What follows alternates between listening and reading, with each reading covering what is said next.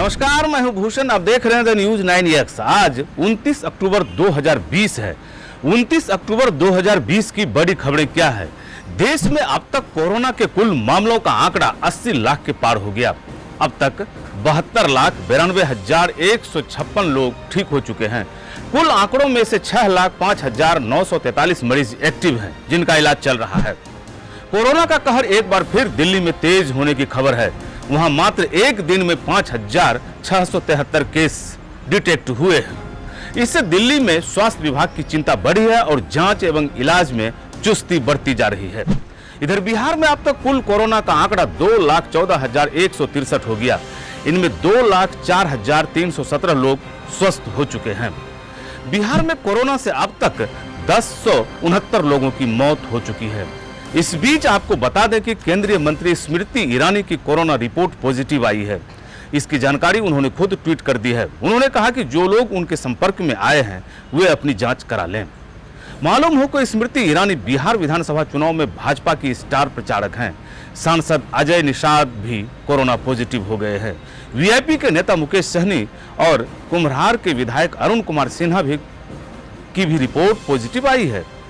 बिहार विधानसभा चुनाव के लिए चल रहे पहले चरण के मतदान के दिन प्रधानमंत्री नरेंद्र मोदी और कांग्रेस नेता राहुल गांधी का अलग अलग रैली व भाषण हुआ। चुनाव के मौके पर पलटवार भी खूब हुए। पटना में आयोजित रैली को संबोधित करते हुए प्रधानमंत्री नरेंद्र मोदी ने कहा, इस समय बिहार का चुनाव असाधारण परिस्थिति में हो रहा है। एक तरफ कोरोना का खतरा है तो दूसरी ओर जंगल राज वाले फिर से मौके की ताक में हैं। जिन लोगों के पास अपहरण उद्योग की कॉपीराइट है वे अगर आ गए तो सरकारी नौकरी छोड़िए, नौकरी देने वाली प्राइवेट कंपनियां भी 9-2-11 हो जाएंगी। इनके पास बिहार का भविष्य गढ़ने का रोड मैप नहीं है। इधर कांग्रेस नेता राहुल गांधी ने कहा, प्रधानमंत्री नरेंद्र मोदी जी रोजगार विषय पर नहीं बोलते। अब पीएम नहीं कहते कि 2 करोड़ रोजगार दूंगा, जबकि बेरोजगारी देश की सबसे बड़ी समस्या है। इधर बिहार के 16 जिलों के 71 सीटों पर बिहार विधानसभा का आम चुनाव संपन्न हो गया। हल्की छिटपुट घटनाओं को छोड़कर मतदान शांतिपूर्ण रहा। औसतन वोट 54% बताया जा रहा है। पहले चरण की 71 सीटों पर हुए मतदान पर अपनी प्रतिक्रिया में प्रदेश जदयू अध्यक्ष वशिष्ठ नारायण सिंह ने दावा किया है कि पहली चरण के चुनाव में ही एनडीए की वापसी का रास्ता तय हो गया है। इधर महागठबंधन ने 71 सीटों में से कम 55 सीटों पर जीतने का दावा किया है। दोनों ही बड़े गठबंधनों का दावा कितना दमदार साबित होता है, यह तो चुनाव परिणाम ही बताएगा। महागठबंधन के पक्ष में वोट डालने की अपील वाले राहुल गांधी के ट्वीट पर भाजपा ने चुनाव आयोग से शिकायत की है। गया में बिहार सरकार के मंत्री प्रेम कुमार कमल के निशान वाला मास्क लगाकर बूथ पर पहुंचे तो इलेक्शन कमीशन के निर्देश पर केस दर्ज हो गया। हालांकि बाद में उन्होंने व्यस्तता की सफाई दी।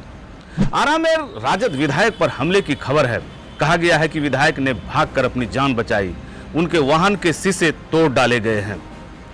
इधर कटिहार जिले की 7 विधानसभा सीटों पर 101 प्रत्याशी चुनाव मैदान में हैं। इनमें 15 महिलाएं हैं। महिलाओं की संख्या कम है, फिर भी दबदबा ज्यादा है। खासकर प्राणपुर, कटिहार, कोढ़ा में महिला प्रत्याशियों ने धूम मचाकर रख दी है। अपने घर से मतदान केंद्र ज्वाइन करने जा रही एक आंगनबाड़ी सेविका की मौत सड़क दुर्घटना में हो गई। उसका नाम माया देवी बताया गया। वह बक्सर जिले के बहुवाड़ा गांव की रहने वाली थी। भागलपुर के कबूतरा बांध के समीप 2 लड़के नहर में गिर गए। दोनों की मौत हो गई। दोनों ट्रैक्टर के धक्के से बचने के लिए नहर के किनारे हुए कि दोनों के पैर फिसल गए। अररिया जिले के चरारनी समदा घाट में मछली मारने के दौरान एक युवक नदी में डूब गया। उसकी वहीं मौत हो गई। मृतक बटुरबाड़ी पंचायत का बताया गया। मुजफ्फरपुर में चौबे अंबारा गांव में आर्थिक तंगी के कारण दंपति ने आत्महत्या कर ली। मृतक का नाम राजेश महतो और उसकी पत्नी ममता देवी बताया गया कि दोनों के ऊपर लोन था। अररिया जिले के मदनपुर पश्चिम पंचायत के वार्ड संख्या 13 में एक पेड़ के विवाद में चल रहे झगड़े में अपने बेटे को बचाने गई मां पर भतीजे ने ही रॉड से वार कर दिया। इस घटना में उसकी मौत हो गई। इस घटना के बाद पुलिस ने कार्रवाई तेज कर दी है। सुपौल में नदी थाना क्षेत्र के रसुआर में वर्चस्व को लेकर गोली चल गई। इस घटना में घायल का नाम रंजीत यादव है। इधर चकबंदी चौक से पुलिस ने 232 बोतल शराब के साथ एक को गिरफ्तार कर लिया है। बिहार विधानसभा चुनाव के दूसरे चरण के मतदान के लिए बिहार के मुख्यमंत्री आज से 4 जनसभाएं करेंगे। उनकी सभा पूर्वी व पश्चिमी चंपारण और सारण के विभिन्न विधानसभाओं में होना है। मुजफ्फरपुर के चतुर्भुज स्थान से 106 पुड़िया स्मैक के साथ धंधेबाज को गिरफ्तार कर लिया गया है।